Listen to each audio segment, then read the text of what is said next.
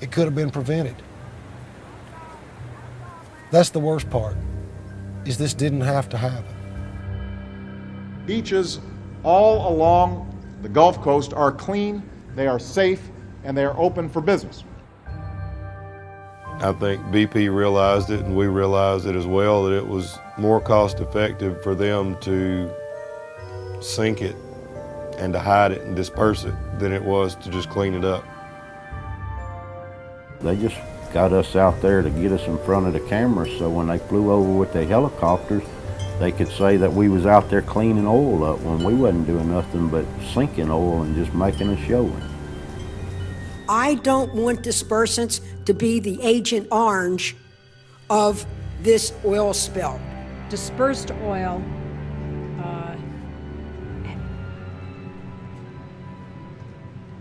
if that disbursement is in that mud, in any form, any shape, any manner, the shrimp is going to get it. It's going to be the first creature that gets it. I don't care what they say. It appears the mixture is now breaking into small droplets. I think this has got to be one of the most horrible things I've ever seen underwater. Under the shroud of darkness, they would come in and do their thing. It was a huge cover-up.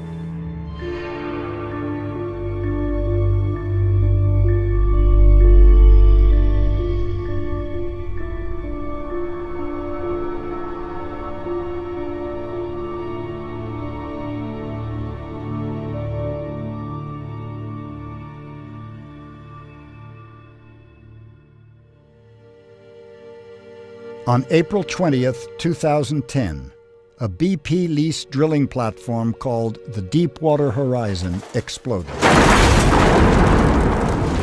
killing 11 crewmates and injuring 16 others. The massive $560 million platform sank in 5,000 feet of water, where it had been drilling roughly 40 miles off the coast of Louisiana. Within days, rumors were circulating of a broken wellhead, spewing unknown amounts of raw crude every day into the Gulf, a sort of underwater volcano of oil. It's the question nobody has an answer to. Just how much oil is gushing out at the spill site deep underwater in the Gulf of Mexico? Frankly, whether it was 1, 5, or 10, or 15, our mobilization of resources have been for something far beyond that. What really matters is this. There's oil leaking, and we need to stop it, and we need to stop it as soon as possible. Here in Venice alone, we have over... Despite what most engineers were saying, BP maintained that the broken wellhead flow rate was an estimated 1,000 barrels per day. And that's the number BP is sticking with, too. We're fighting it in the subsea, we're fighting it on the surface, and we are going to defend the shoreline. There's been a cozy relationship between the oil companies and the federal agency that permits them to drill. But it is pretty clear that the system failed, and it failed badly.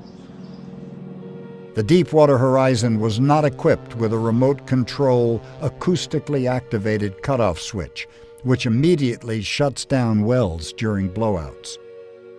These switches cost about $500,000, an amount BP earns about every 8 minutes. Acoustic switches are required in offshore drilling in other parts of the world. The United States, however, leaves the choice of installing them to the oil companies. 1 year prior to the blowout, BP submitted a 582-page regional spill plan for the Gulf that was approved by the federal government. However, the plan was flawed. For example, it lists sea lions, seals, sea otters, and walruses as sensitive biological resources in the Gulf. Yet none of these animals live there. It cites Peter Lutz as its national wildlife expert. Peter Lutz had died 5 years earlier. And nowhere in the 582-page government-approved plan does it mention how to stop a deepwater blowout. It was frustrating to see the sort of primitive methods that were being used at first to try to stop this gusher. There was precedent not really a precedent, but close to it anyway, when the Ixtoc spill took place off the coast of Mexico years before. And in the Gulf of Mexico, oil workers are trying to handle a much larger oil spill. A burning offshore oil well is dumping 30,000 barrels of crude each day into the Gulf. The Coast Guard has already said it will be impossible to get it all. In 1979, Mexico's government-owned oil company, Pemex, was drilling an oil well with the drilling rig Sedco when it experienced a blowout. The worst spill in history. Workers are trying to put a giant cone over the well. Airplanes are to be used to drop chemicals on the oil, but there is At its peak, the well was spewing over 1 million gallons of oil per day.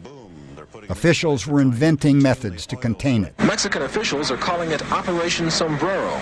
Workers have been trying since the weekend to put a 300-ton steel cone over the mouth of the runaway well. 2 relief wells are still being drilled to relieve pressure on the blown-out well, so it eventually can be capped. The Ixtoc spill dealt a crippling blow to the Gulf's marine ecosystem and fishing industry, felt for decades.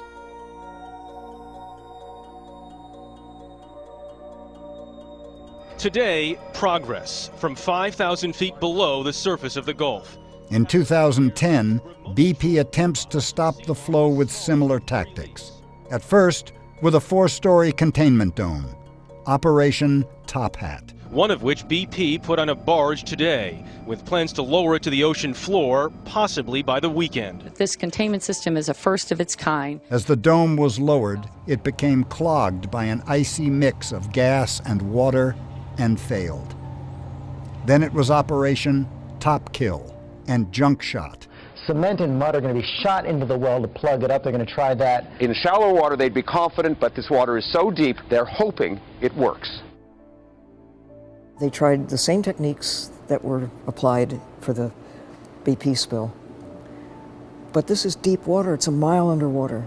The pressure is significantly greater. And hot oil coming out into a cold ocean filled with methane.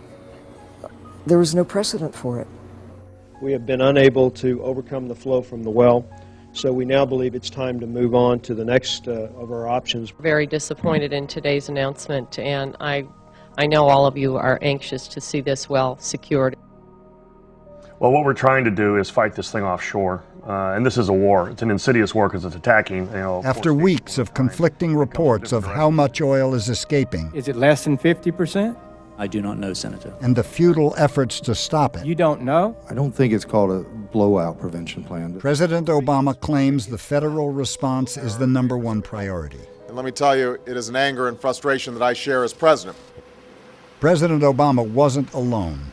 Frustration was felt around the world, and people began questioning whether the oil giant BP really had a viable plan to stop it.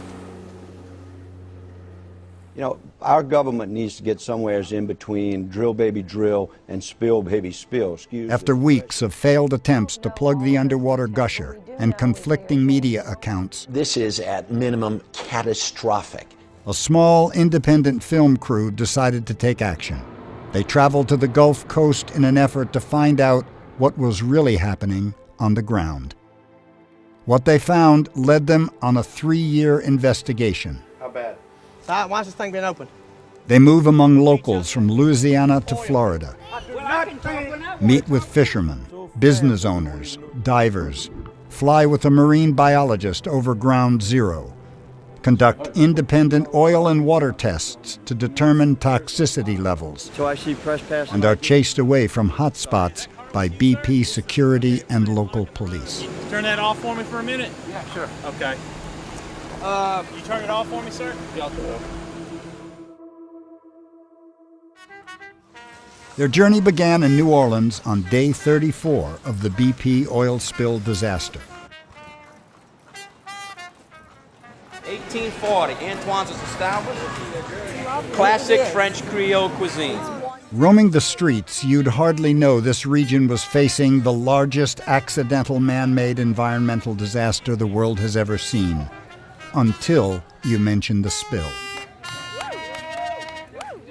It's really messing up our environment, our estuaries, our marshland, our seafood, Now there's a moratorium on the oil industry, people out of work.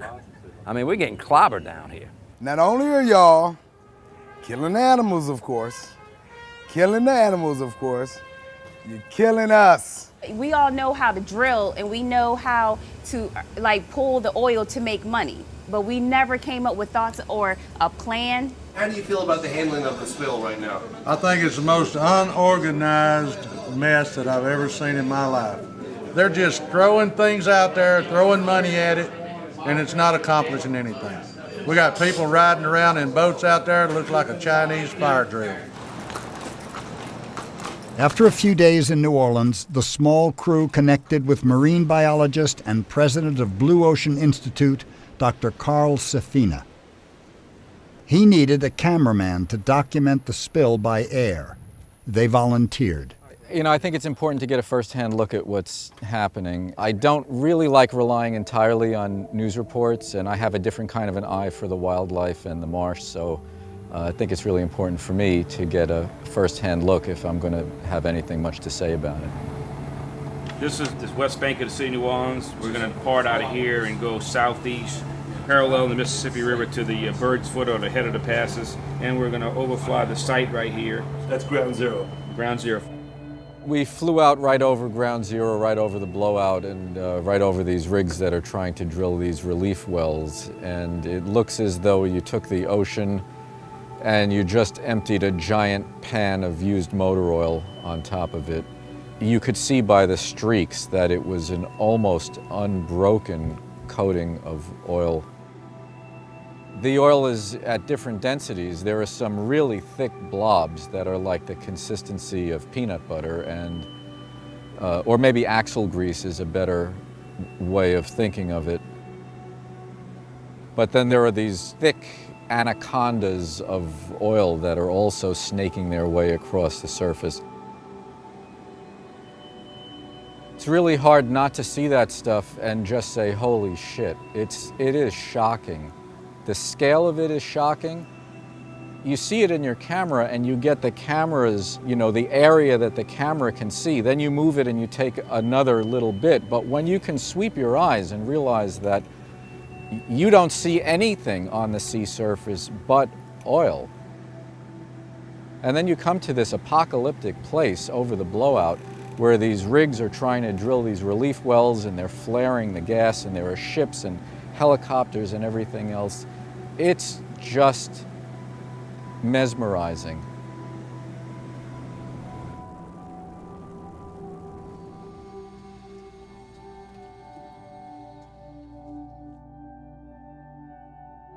I think the strategy was hide the oil. Their liability is partly based on how much oil. They don't want us to know how much oil. They've been interfering with the public's ability to see and to know. They didn't want independent scientists to be taking independent estimates. They didn't want other cameras down there at the leak to try to estimate the flow. They've been dispersing it at the source. The source is really concentrated. You don't want to take a pollutant and disperse it when you have your hands around its neck right there. What Dr. Safina is talking about is BP's decision to spray the chemical dispersant Corexit on the oil, the ingredients of which were proprietary and banned from use in BP's home country of England.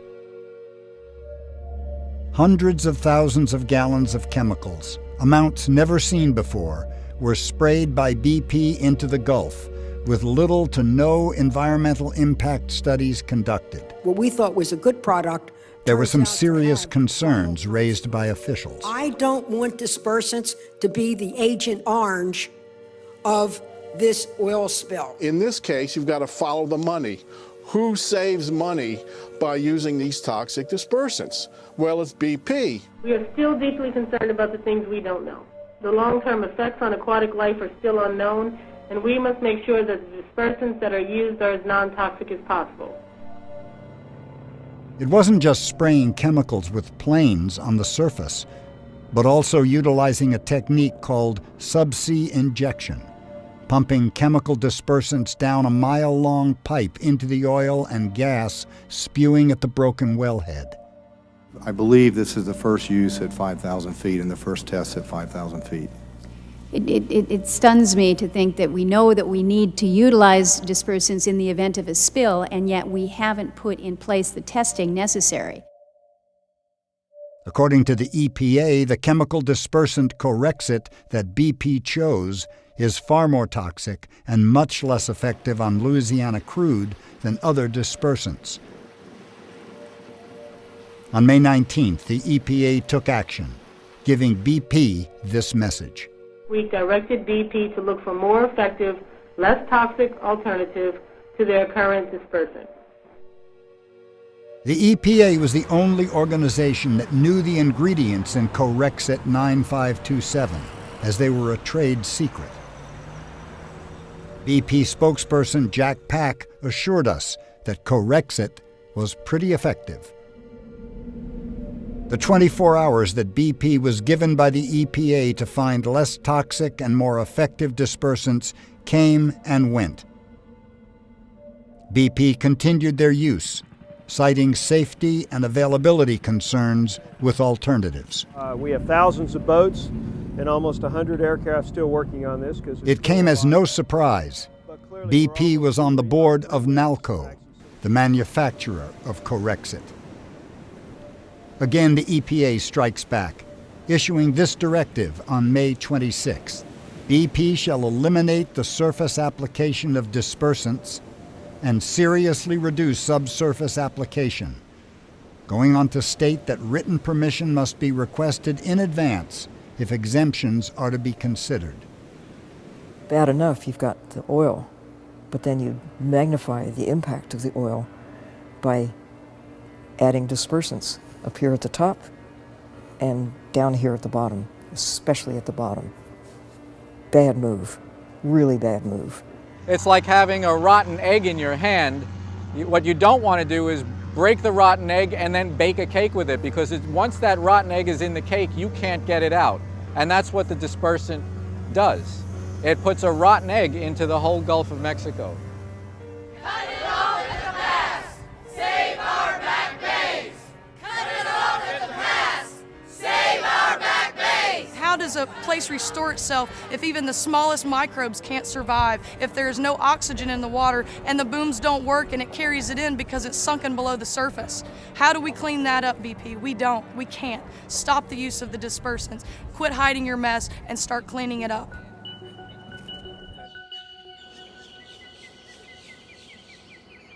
In late May and early June, scientists began discovering massive underwater plumes of oil, one reportedly the size of Manhattan.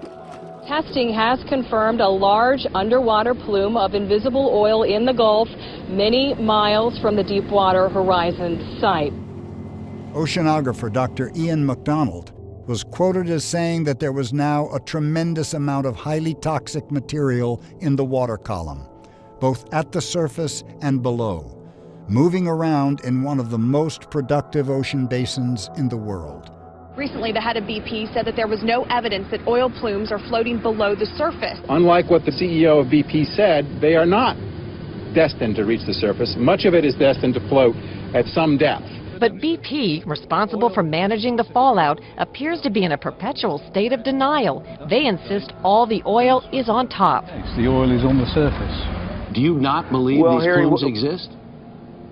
Harry, there are not, no one has found any large concentrations of oil beneath the surface. So these scientists no are making it has. up. So scientists are making it up. This, critics say, is what BP does not want you to see. Oil and chemical dispersants swirling together into a toxic soup. Oh my God. Forming large plumes under the surface of the water as deep as 25 feet, perhaps deeper. The entire water column is thick with this oil and chemical dispersant mix, and it's absolutely disgusting. I think this has got to be one of the most horrible things I've ever seen underwater. Scientists were deeply concerned with everything from plankton, minute plants and animals that are the foundation of the ocean's food chain, to sperm whales. BP has pumped about 1 million gallons of dispersants into the Gulf. The film crew traveled all along the Gulf states, from from Louisiana to Florida during June, July, and August 2010. A captain came in and talked to us about the oil spill. He just said that BP is spraying a chemical on top of the oil and it's making it sink, so they can't tell where it's going. Everything that can and would be is being poisoned. All the fish, all the crabs, all the oysters, our life, our sand, everything we live for is slowly being destroyed. And it seems like everything's very slow to fix it, if it ever can be fixed. It's very sad. I'd say the oil is getting into the inland waters and it's getting worse and worse every day. And it's not being cleaned up quick enough. But I mean, what else can I say? Well, they don't know how to clean it up. They don't know where to clean it up. They don't know when it's going to stop. They don't know how to put out buoys. The buoys are not working. Nothing's working. They need to get some people that's educated together and find out they can figure out which way they need to go before they go too far going the wrong way. It's early July. The well is spewing something like the Exxon Valdez oil spill every few days, with no end in sight. The U.S. Appeals Court overrules President Obama's ban on new drilling in the Gulf, and the crew is having trouble getting answers on the ground.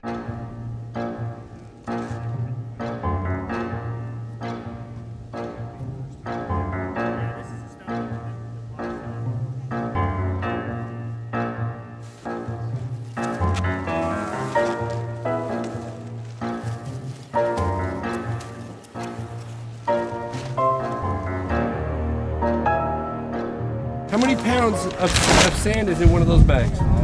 Is anybody allowed to talk to the press, or you guys know? Hey guys, where do these plastic containers go? Is there anybody here who can tell me where those go?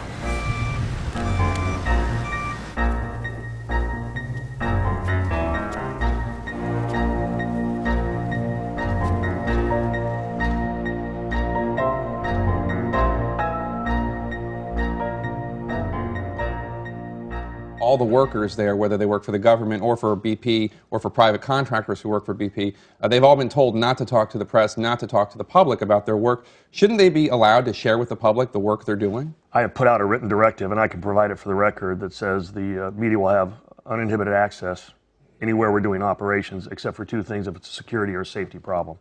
That is my policy.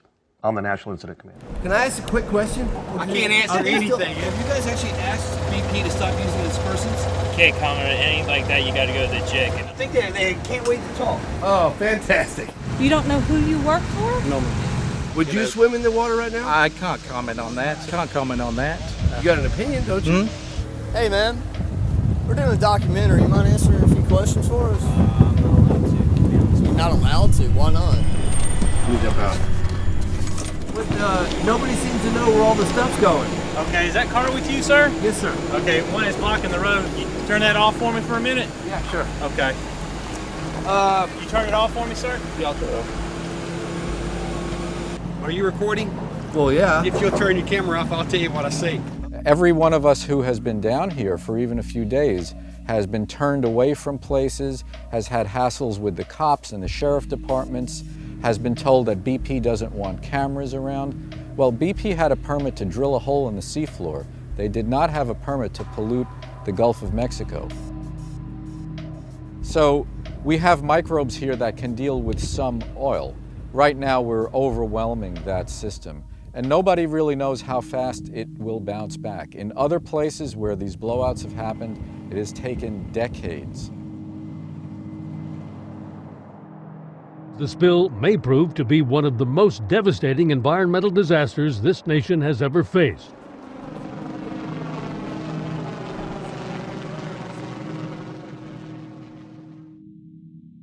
A former BP worker agrees to meet with the film crew, provided they don't reveal his identity. These are a list of the special task force boats? Correct. That were spraying Corexit? Yes. He was in charge of nearly 80 VU boats, vessels of opportunity, a program BP put together to employ local fishermen put out of work by the spill. I think BP realized it, and we realized it as well, that it was more cost effective for them to sink it and to hide it and disperse it than it was to just clean it up. BP was dumping a bunch of money in the pockets of these boaters to keep them happy, to keep them quiet. I don't think it ever was the intent to actually find and recover this oil.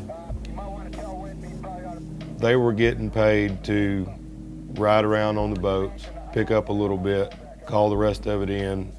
That way, the command center in BP would have the latitude and longitude of where it was being found, so they would know exactly where to spray their dispersants.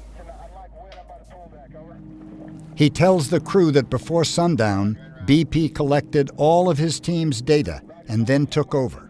Under the shroud of darkness, they would come in and do their thing.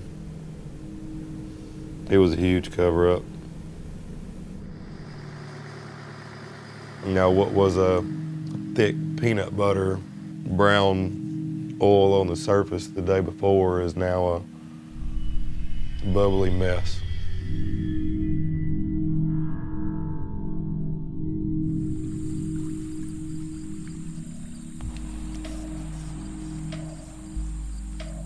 But someone is going to have to explain to me why BP would not want to clean up this oil. This was not. Because it's more cost effective for y'all to come at night and sink the son of a bitch. When the oil's coming around, they call y'all, they tell y'all where the oil's at, and the first thing y'all do is tell them to go the other way. Y'all send the plane and y'all fucking sink it. That's what y'all doing. Come on, man. Let's quit playing over here and tell the truth.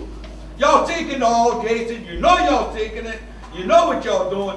Y'all send all the boats, y'all put them in a group at night. We all hear the planes, and the next morning there's nothing but white bubbles.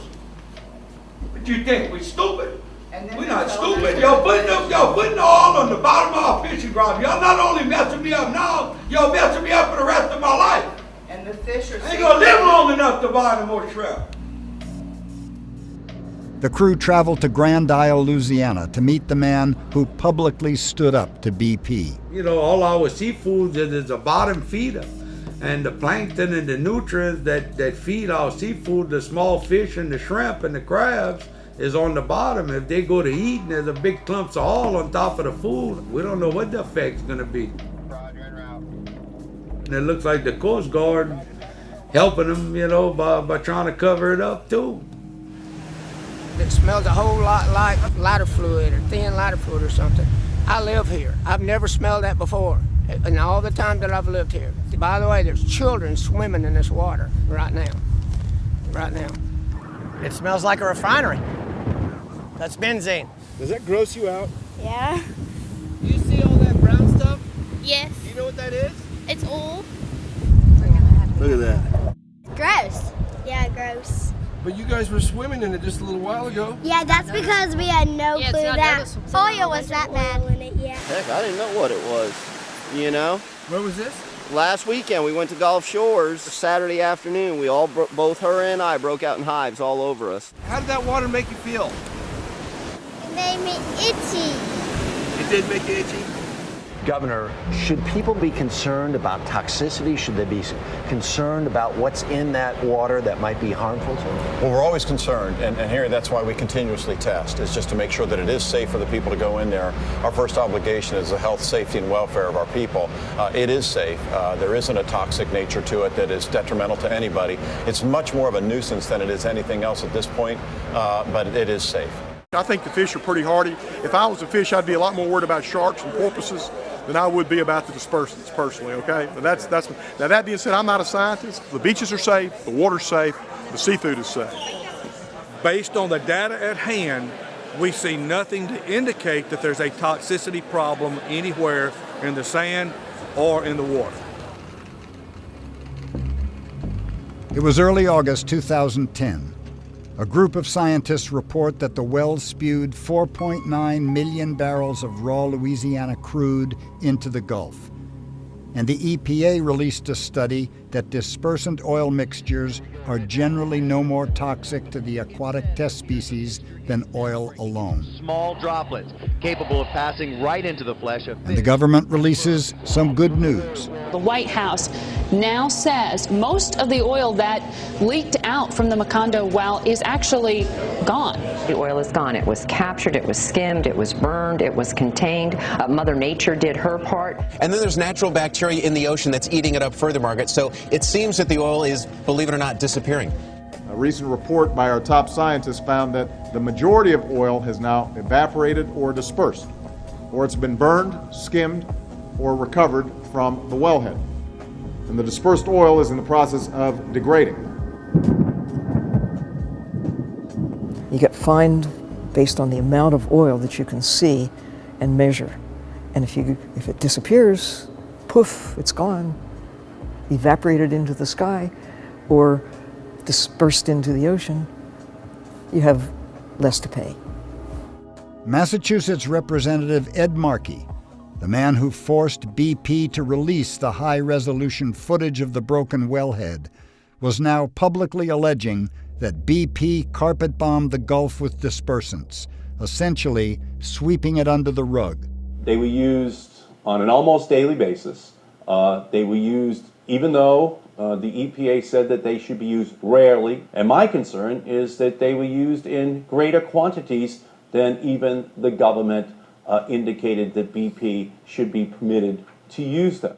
BP's Chief Operating Officer, Doug Suttles, responds to Representative Markey's allegations. Well, you know, we worked very, very closely in Unified Command, and that includes the Coast Guard, BP, people like the EPA, NOAA, other agencies, on what the right response was. And dispersants were only one tool.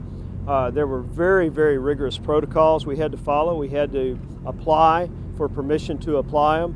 It was based on surveillance data. The Federal On-Scene Coordinator, the Coast Guard, has to formally approve those. Some days they approved our request, other days they didn't. Representative Markey and others from the Committee on Energy and Commerce decided to look into the relationship between BP and the United States Coast Guard. They sent this letter to Incident Commander Thad Allen, demanding the U.S. Coast Guard explain why they allowed BP to continue spraying Corexit after the EPA's May 26th directive to stop or seriously cut back, except in rare cases. Admiral Thad Allen replied with nearly 250 pages of documents, correspondence between BP and the Coast Guard. These show that on May 28th, 2 days after the directive was issued, BP began requesting exemptions. Each and every request for the following 2 months was granted. BP even respectfully requested retroactive authorization, which Rear Admiral James A. Watson of the U.S. Coast Guard approved. BP came up with a number of reasons for exemptions. The inability to skim or burn, bad weather, high levels of VOCs, volatile organic compounds, or volumes of oil. The amounts of Corexit requested was in gallons and varied from day to day. 7,000, 14,400, 19,200, 21,000, 36,000. And there were handwritten corrections of amounts. Among the roughly 250 pages, the film's producers did not find a single day's request denied. All of BP's requests were approved, either by the United States Coast Guard or occasionally NOAA, the National Oceanic Atmospheric Administration. All in all, BP admitted dumping 1.84 million gallons of the chemical dispersant Corexit into the Gulf. This is an old United States Coast Guard sign posted to warn fishermen that they would be fined $32,500 every time they used soaps or other dispersing agents to dissipate oil, pointing out that it's more harmful to the marine environment than if the oil had been left alone. To just put massive amounts of dispersant over the Gulf harming the plankton, harming the turtles, harming everything living in the system, changing the chemistry of the water itself, magnifying the toxicity of the oil while you're adding a toxin in its own right. Oceanographer, aquanaut, and author Dr. Sylvia Earle was named by Time magazine first hero of the planet. After her experience with the Exxon Valdez and the Persian Gulf oil spills, she was called to consult on the Deepwater Horizon disaster. She discussed some of the biggest problems with using dispersants. It becomes a part of the ocean then. It becomes a part of the plankton. It gets taken up as a part of the chemistry of the Gulf of Mexico. Then the fish have to swim in it. It comes through their skin, comes little filter feeders take it in. Crabs take it in, shrimp take it in, fish take it in, and they're bathed in it. It's just not a smart decision. Is there any concern that the dispersed oil is actually so small that it has a greater chance of entering the food chain? Oil that is dispersed is in smaller droplets, and it would be smaller droplets affect smaller creatures, bigger chunks affect bigger creatures. So I think the dispersed oil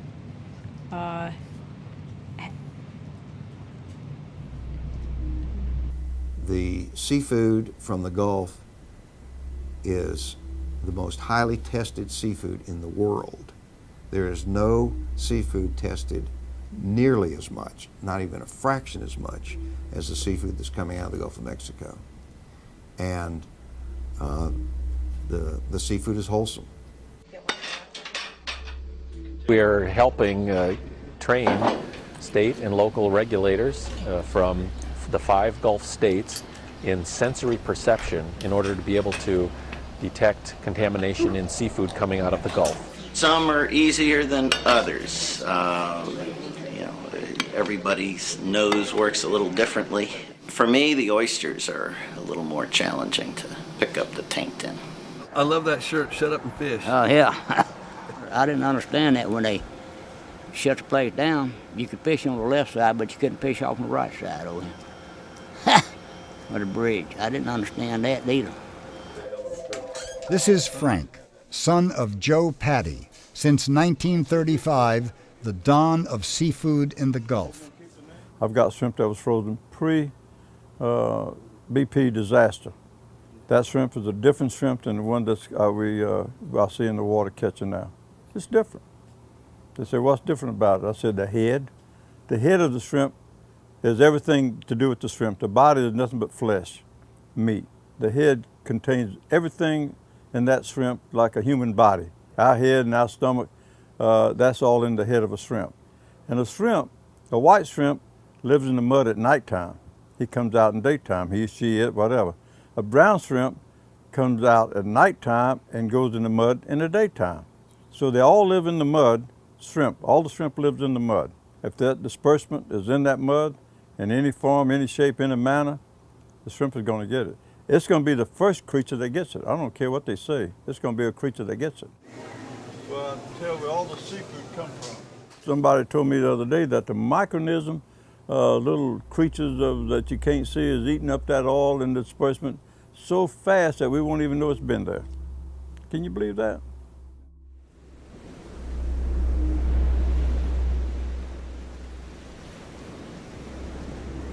According to chemical oceanographer David Hollander, 25% of the oil can be accounted for by burning, skimming, etc. But 75% is still unaccounted for, meaning about 150 million gallons has vanished. To the best of our knowledge, there is no oil that is accumulating on the seafloor. We have no evidence that there is any oil that is sitting on the bottom or sinking down to the bottom. The water laps over the hull as we rocket downwards 5,000 feet. We should be seeing a cacophony of life here, with creatures dreamed up for a sci-fi movie. But on this moonscape, there's nothing crawling around on the surface of the bottom. It's just worm tubes that are collapsed over. It's called oily fluff, and it's thick. We turned on the ultraviolet light, and look at this. Those phosphorescent ink blots, all oil.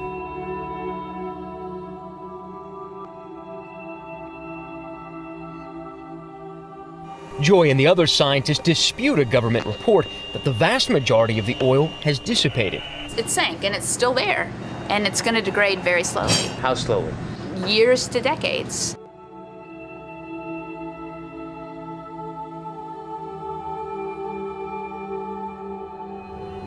The smell of being out there, I wake up at night sometimes, and it's like I'm suffocating, and that's Professor of Marine Sciences at the University of Georgia, Dr. Samantha Joy, was the first scientist to discover plumes of oil in the Gulf in the summer of 2010. Land right now. The team caught up with her in June of 2011 to discuss her multiple trips to the seabed floor in submarine Alvin. I mean, the surface was a nightmare, but you look under the surface and it didn't stop. The nightmare continued almost all the way to the bottom. And that's what people don't understand. You know, it wasn't just oil on the surface. It was everywhere.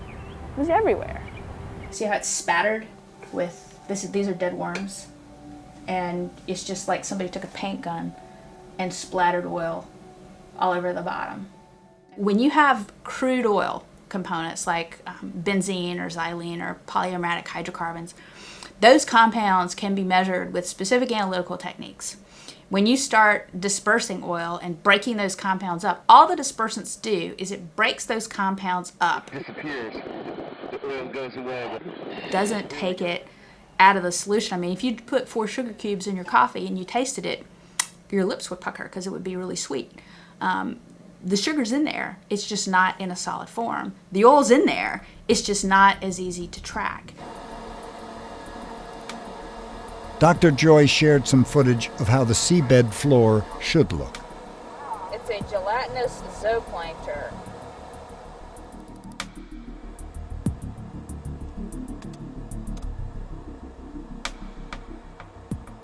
The ecology of the system has been altered. You know, and people can deny that all they want, but I'm not the only one who's seen it. You know, people who've been out there and looked on the seafloor, they've seen oiled corals, they've seen oiled crabs, they've seen oiled animals, they've seen, you know, seafloors that's just void of life in terms of megafauna and macrofauna. Those sorts of things are going to take years to recover from, if not decades. A number of fishermen agreed to meet with our team, provided they could remain anonymous. Do you work for BP? Hell no. Okay. No. I just got to ask you. No. Got to ask you anyway. Yeah, for sure. I'd say nobody has a clue. Honestly, we don't have a clue. Some species are showing up great. Other species aren't showing up at all. The mammals, porpoises, dolphins, dying like crazy. Everybody's keeping the stuff quiet. I've been on the water all my life. I know things, you know. All that dispersant and everything else they sprayed out there. All them fish have a certain slime on them to keep organisms out of there. Well, it's broke that down. It lets them parasites get in there in that new blood. Well, it makes them sores and lesions on them. And that's exactly what's happening. And I ain't no rocket scientist, but I know that's what's happening. I mean, well, y'all wanted me to tell you that it's all good, because it ain't all good. All these commercials running around about all the Alabama commercial fishermen saying it's all good, it's all good. Who are these guys? We don't know them, and I thought we knew everybody. You're lucky if you get 200 pounds. I've been crabbing all my life. I ain't never seen it this bad. But I know things aren't right.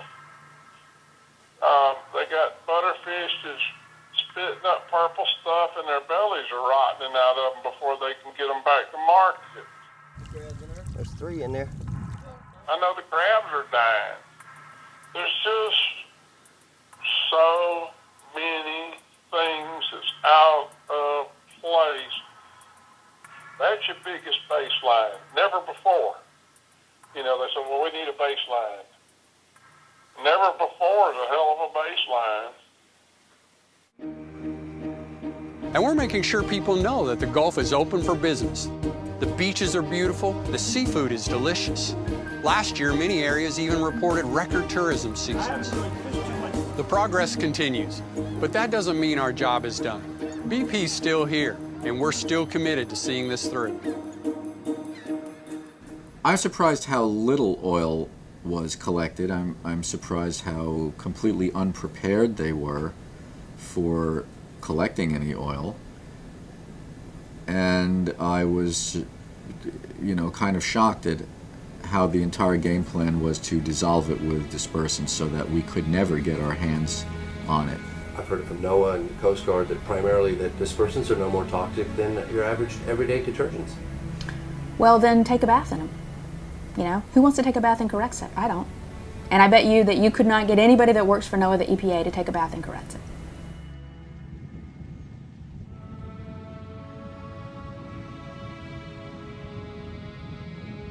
In late December 2012, the film crew once again drove down to Grand-Isle, Louisiana to meet with Dean Blanchard, president of Dean Blanchard Seafood. A month earlier, Mr. Blanchard caught some shrimp that appeared to have been excluded from BP's ubiquitous ads. Looked like some kind of tumor coming out the side. Like I said, I'm not a scientist, but I've been looking at shrimp since I was born. I was born in a shrimp house. I ain't never seen nothing like this. Basically, the head's twice the size of what it should be. You got a growth coming out the side. They ain't got no eyes. There's something wrong. Where the oil came and where the disbursements were sprayed, this is what you have. But if you go 100 miles to the west or 100 miles to the east, you don't see as many as these. There's just one every once in a while. Basically, it's actually worse than it was in 2011. In 2011, we had some leftovers from 2010 when we weren't able to fish. And so 2011 showed a great year for the Gulf of Mexico.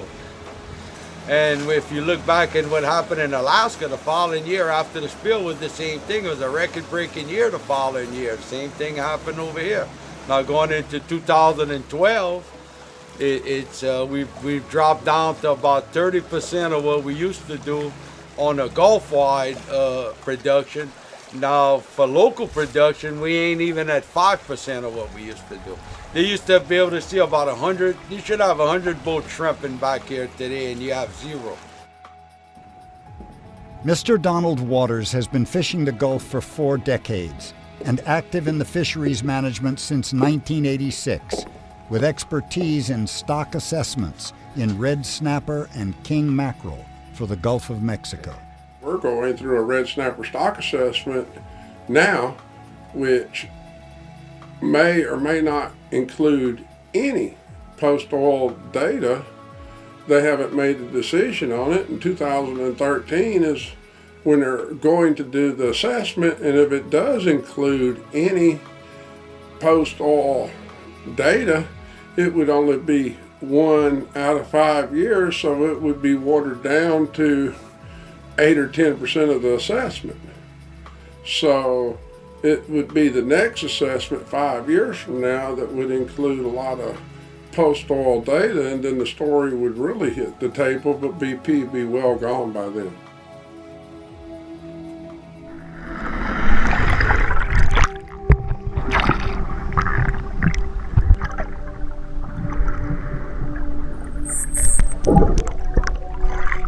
So here we are in 2015, almost to the 5th anniversary of the Deepwater Horizon blowout. And what we've learned is that the impacts on the ecosystem were much broader than we initially anticipated and realized. I think that a lot of people were very much acutely aware of the coastal and nearshore impacts of the oil spill, but not many people realized that there was 10 to 15% of the oil lying on the seabed having impacts to the organisms that live on the bottom of the ocean, with implications for food webs that we really don't understand yet. If I were the big boss of the world, if I had the say about using dispersants versus not using the dispersants, I would say no. In fact, I would say hell no. I think it's really important to think about what it means in the big picture. We've had for 30 years a culture of deregulation, a culture that seems to devalue the idea that government is here to protect the interests of most of us from the narrower, more immediate interests of just a few people, like the big oil companies that are mostly concerned with their profit. And we've had very lax oversight. There was obviously no plan, no preparedness. We filed. In case of a disaster is something. They don't even have the equipment to deal at this scale, but that is not just their fault, although I fault them for all of that, but it's also our fault for allowing a culture of deregulation and also for allowing for 30 years the government to not create for us, because we haven't demanded that the government create for us alternative sources of energy that we can use. So while I do blame them and I do fault them for their lack of preparedness and for trying to hurry it up and for being concerned only about their profits, in a sense, in a very real sense, we've really allowed this to happen. What people got to realize is, even though they don't care about us down here and don't care, you know, what's happening to the Gulf, but just think in your mind, if they're capable of doing that to us, who's going to be next? If I had a chance to talk to President Obama about the Gulf of Mexico, I would plead for the establishment of marine sanctuaries. The mesophotic reefs and the deepwater coral reefs in the northeastern Gulf in particular, those are just incredible ecosystems with phenomenal biological diversity, and they deserve protection. Under the Antiquities Act, the President can designate areas for protection as monuments. President Bush, in 2006, with a stroke of his pen, designated the area around the Northwest Hawaiian Islands, and later did it again in the Western Pacific, around Rose Atoll and the Mariana Trench and a few other areas. The monuments will prohibit resource destruction or extraction, waste dumping, and commercial fishing. In 2 pen strokes, established areas in the ocean that are greater than all of the national parks put together. President Obama has signed a memorandum to expand a vast marine reserve in the Pacific Ocean.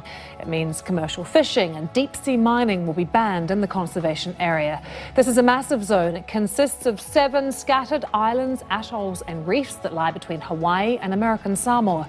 The waters that surround these islands are home to corals, seabirds, sharks and vegetation not found anywhere else in the world. It has increased the area of protection by around 1 million square kilometres in this area alone. So that equates to approximately 4 times the size of the surface of the UK. And that will add a significant proportion to the global area of marine conservation zones currently under management. It's only now that we're beginning to fully understand that the ocean matters. You might not care, even if you know. But you can't care if you don't know.